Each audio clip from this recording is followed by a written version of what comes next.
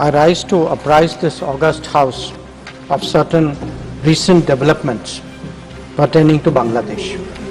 আজ মঙ্গলবার ভারতের পররাষ্ট্রমন্ত্রী এস জয়শঙ্কর দেশটির কেন্দ্রীয় সরকারের আয়োজিত সর্বদলীয় বৈঠকে উপস্থিত পার্লামেন্ট সদস্যদের জানান, বাংলাদেশের সাবেক প্রধানমন্ত্রী ভারতে আছেন এবং ভারত তাকে সম্ভাব্য সব ধরনের সহায়তা করার বিষয়ে আশ্বস্ত করেছেন। Since the election in January 2024, there has been considerable tension, deep divides, and growing polarization in Bangladesh politics. This underlying foundation aggravated a student agitation that started in June this year.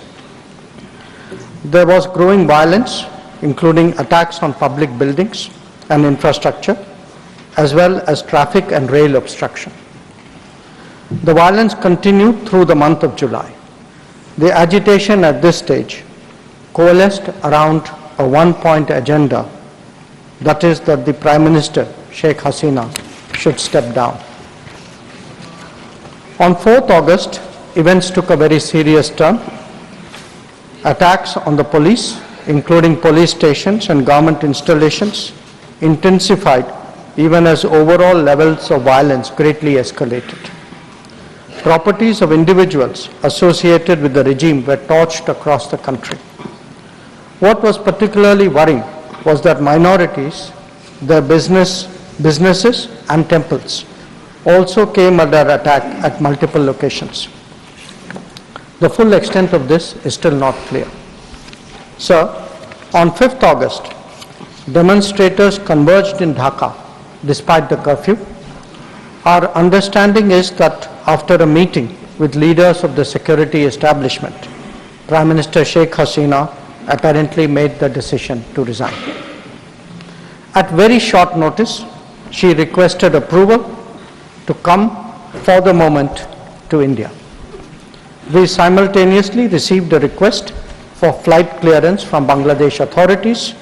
She arrived yesterday evening in Delhi. The situation in Bangladesh, sir, is still evolving. The Army Chief, General Waqar-uz-Zaman, addressed the nation on 5th August. He spoke about assuming responsibility and constituting an interim government. We are in close and continuous touch with the Indian community in Bangladesh through our diplomatic missions. There are an estimated 19,000 Indian nationals there, of which about 9,000 are students. The bulk of the students, however, have already returned to India in the month of July on the advice of the High Commission. In terms of our diplomatic presence, in addition to the High Commission in Dhaka, we have assistant High Commissions in Chittagong, Rajshahi, Khulna and Sylhet. It is our expectation that the host government will provide the required security protection for these establishments. We look forward to their normal functioning once the situation stabilizes. Chairman, sir, we are also monitoring the situation with regard to the status of minorities. There are reports of initiatives by various groups and organizations to ensure their protection and well-being. We welcome that, but will naturally remain deeply concerned till law and order is visibly restored.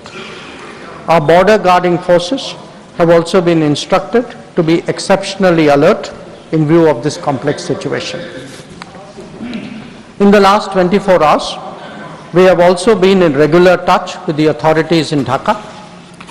This is the situation as of now. I seek the understanding and support of the House in regard to sensitive issues regarding an important neighbor on which there has always been strong national consensus. Thank you.